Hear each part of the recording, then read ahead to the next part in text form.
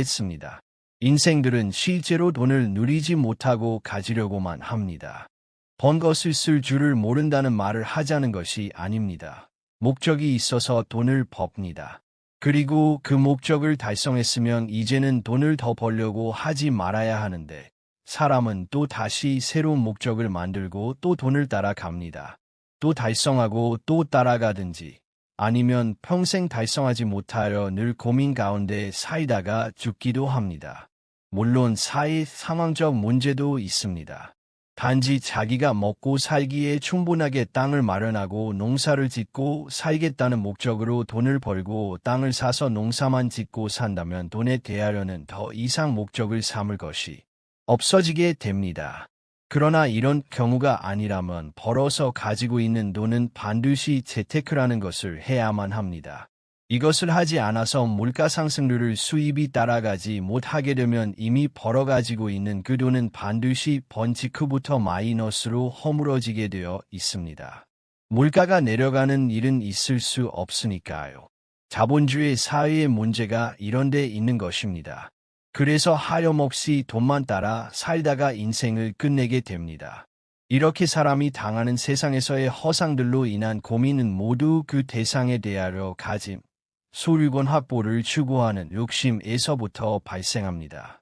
연령대나 환경의 상황적 시기마다 사람은 그 대상을 바꾸면서 그 허상을 자기의 소유로 삼으려고 하면서 살아가고 있는데 문제는 이 모든 허상은 사실 어느 누구의 소유가 될 수는 없다는 것입니다. 그 소유는 사람이든 부동산이든 돈이든 잠시 동안만 소유가 가능합니다. 결국 인생은 잠시 동안 그것을 누릴 수 있을 뿐이라는 것입니다. 이 사실을 알고 갖게 되는 마음과 모르면서 갖게 되는 마음에는 차이가 있습니다. 허상인 줄 알면 누림은 하되 소유하려고 하지 않을 수는 있습니다. 또 그것을 모르면 자기가 그것을 소유한 것으로 여기지만 실제로는 누리지 못하고 그것을 빼앗기지 않으려고 그것에 의하여 끌려다니게 되면서 누림을 하지 못하게 됩니다. 더 기막히는 현실은 이것을 아는 인생이 이보다 더 한심한 상황을 연출하기도 한다는 것입니다. 허상인 줄 알면서도 소유하려고 하고 놓지 못하고 끌려다니는 것이 그것입니다. 모든 인생이 그 누림보다는 소유하기를 원하고 나만의 것이 되기를 바라며 주어진 오늘 그리고 매일을 살아가고 있습니다.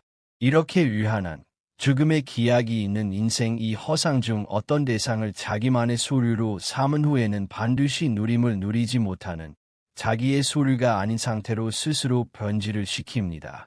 그것은 욕심 때문이며 또한 이것은 영원할 수 없는 것들에게 있어서는 진리적 이치입니다. 그런 결과를 만나면 인생은 이제 그 대상에게 배신, 배반, 속임, 거짓, 허무라는 단정적 결과를 부여하게 됩니다. 그러면서 괴로움을 느끼게 되는 것입니다.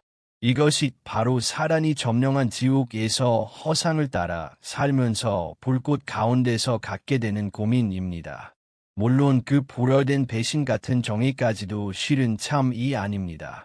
영원한 배신도 없고 영원한 속임이라는 것도 있을 수 없으니 말입니다. 허상으로 나아져서 허상에서 살며 허상적 사고를 하다가 모든 것이 허상임을 증명하는 수단으로 잠시 살다 가는 역할을 하는 것뿐입니다. 이것이 밤이 밤에게 전하는 진리입니다. 이제 창세기 말씀을 생각해 봅시다. 하나님은 아무것도 인생에게 주신 적이 없습니다. 주어도 가질 수 없는 존재이므로 다만 다스리고 지키게만 하신 것입니다. 그리고 그 지킨 것을 누리게 하셨습니다. 가지려고 하면 반드시 누릴 수 없습니다. 누리고 싶으면 가지려는 마음을 버려야 합니다. 그 모든 허상은 본래 목적이 아니라 수단으로 부여하신 것이기 때문입니다. 그것이 모든 허상의 진리적 본질입니다. 인생은 그 진리적 본질을 바꿀 능력도 없습니다. 그것을 바꿀 능력이 있으신 하나님은 어떨까요? 그러나 하나님도 이미 그 허상의 진리적 본질의 성질을 따라 행하셨습니다. 참인 자신의 마음과 동질성을 가진 아들을 얻으시기 위하여 신이 될 수 있는 수단인 인간을 만드셨기에 그 인간은 반드시 버릴 수밖에 없는 조건을 가지고 있습니다.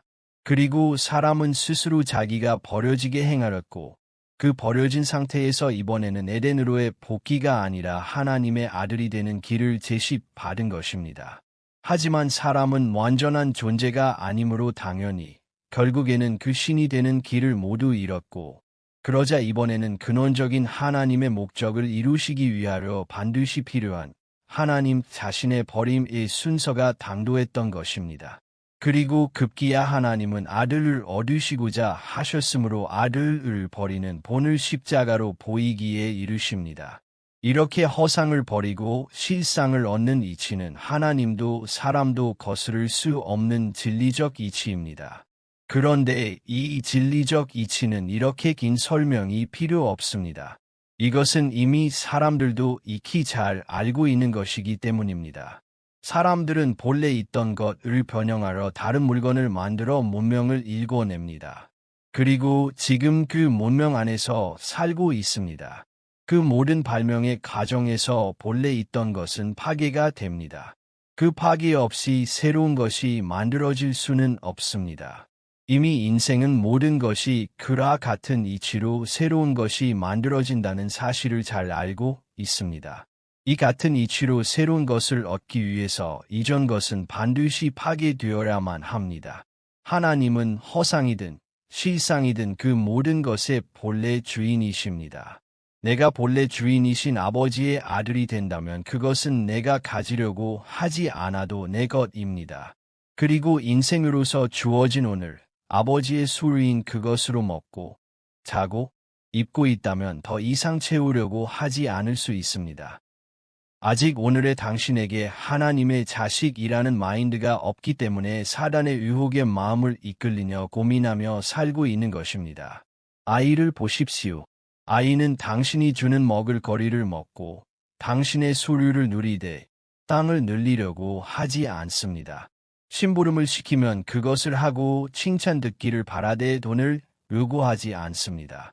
물론 더러운 인생에 물이 들기 시작하면서 변하게 됩니다. 당신이 세상의 주인이신 아버지 하나님에 대하여 어린아이나 같아지지 않는다면 결단코 하나님의 안식에 들 수 없으며 반드시 허상인 당신의 육체와 당신이 채워 가지고 있는 그 모든 허상들과 더불어 흙으로 돌아가게 됩니다. 그리스도와 더불어 세상의 왕과 제사장으로 삼아지는 당신이 되십시오. 말로만이 아니라 오늘이라는 매일 만나는 모든 허상들과의 상황 속에서 그 마인드를 가지고 또 실천도 할 수 있어야 합니다. 갖고 싶은 허상을 버리고 새 것으로 다시 받아 그것을 내 것으로 삼지 않고 다만 누리고 다스리면서 세상에 대하여 안식하는 여러분이 되시기를 바랍니다.